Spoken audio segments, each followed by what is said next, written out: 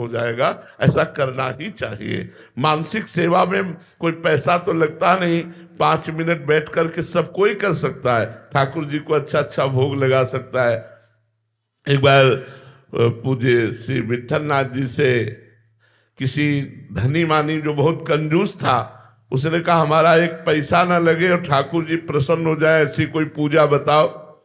तो उन्होंने मानसिक पूजा बताई कि मानसिक पूजा में ठाकुर जी के लिए एक पैसा भी नहीं लगता है। मन से कचौड़ी पकौड़ी सुंदर सुंदर मीठा और भोग थाल में, सोने के थाल में, और हम भगवान को लगा रहे हैं भाव के द्वारा। उसको जम गई बात। भाव से वो रोज ठाकुर जी को भोग लगाता और शयन के समय दूध पिलाता। एक दिन, कई वर्ष हो गए, तो एक दिन भाव में उसने 2 अंजुली चीनी डाल दी और उसको बड़ी जलन होने लगी कि यार 1 अंजुली से काम चलता था, 2 अंजुली क्यों डाल दी। कंजूस दिमाग का था ना। तो ठाकुर जी प्रकट होकर एक थप्पड़ मारे उसके और बोले जब मानसिक लगा रहा तो भी कंजूसी कर रहा है।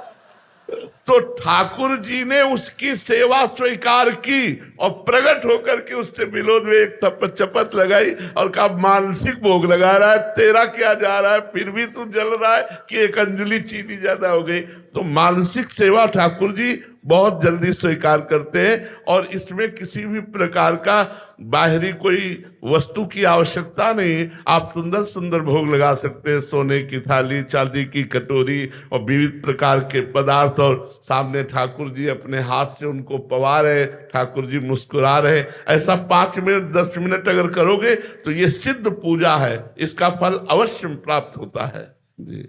रोहित दुबे जी मुंबई से। राधे राधे महाराज जी।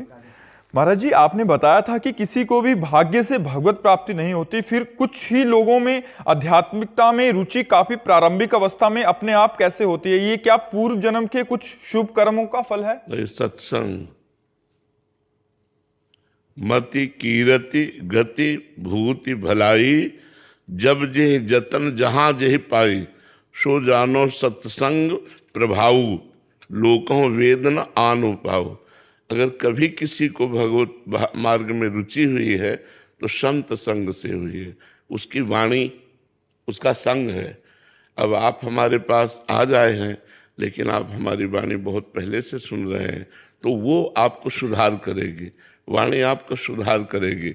अब कुछ लोग ऐसे हैं जो वाणी सुन करके उसका आचरण अनुशासन नहीं मानते, मनमानी आचरण करते हैं, तो उसके ऊपर प्रभाव नहीं पड़ता। कुछ लोग सुनना ही नहीं चाहते, कुछ लोग सुनते हैं लेकिन ऐसे साधारण भाव से, जो श्रद्धा से सुनते हैं, तो वो वाणी उनका परिवर्तन करके सतमार्ग पर चला देगी।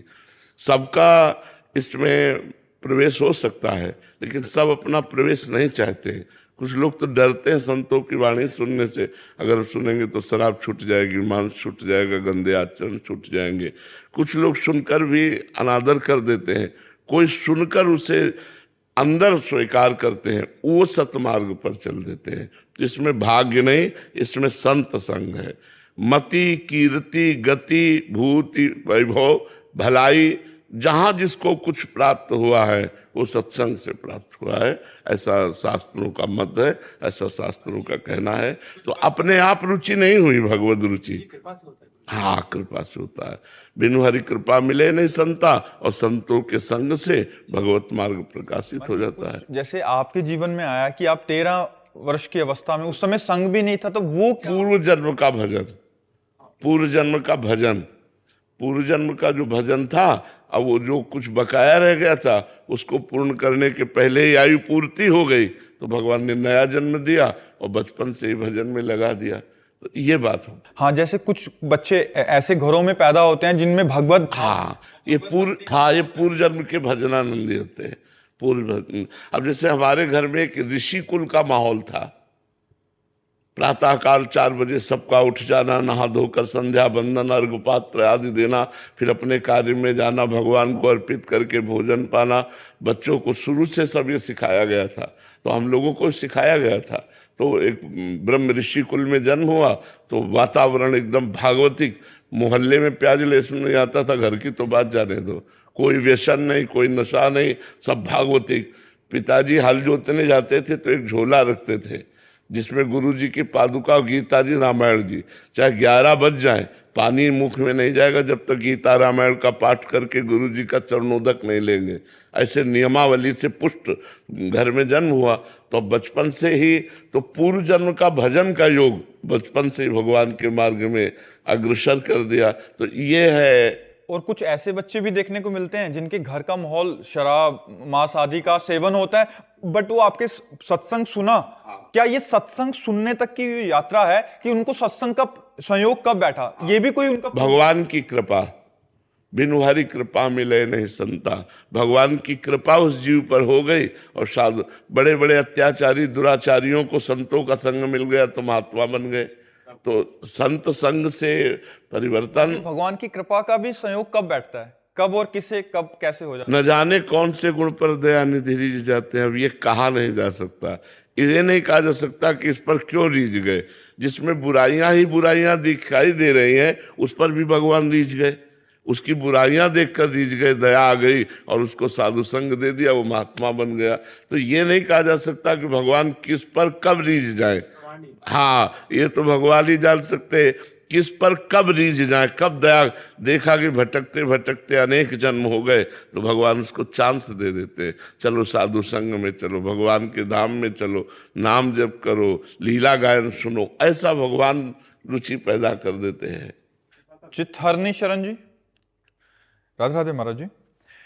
महाराज जी, प्रतिकूलता में भजन बढ़ाने पर भी मन कलुषित सा हो जाता है, जिससे भजन में जो सरसता होती है वो नहीं रह पाती और चिंतन उसी प्रतिकूलता का होता है। ऐसे में बात अभी अन्य आश्रय है, नहीं प्रतिकूलता में बहुत जोर का भजन होता है, क्योंकि अपना कोई भरोसा और आश्रय तो है नहीं, तो मन चिपक जाता है एकदम प्रभु में कि प्रभु आप ही देख रहा, प्रियाजू आप ही देख रहा।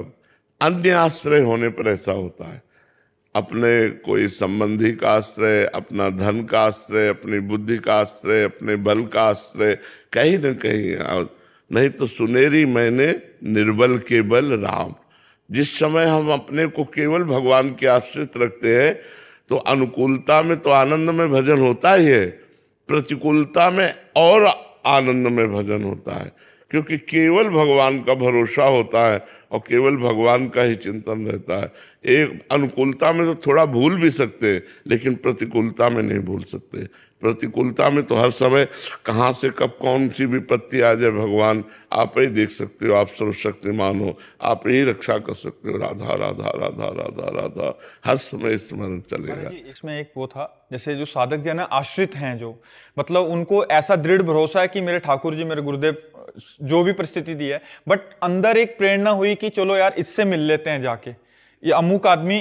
तो महाराज जी वो भी कृपा में वो है क्या, या हाँ, अन्य आश्रय। तो फिर महाराज जी उस समय चुप होके बैठ जाए। हाँ, देखो क्या होता है। अच्छा, उसमें देखते देखते अंदर किसी ने बोला चलो वहां चलते हैं, उसके पास चलते हैं। हाँ, चल दो।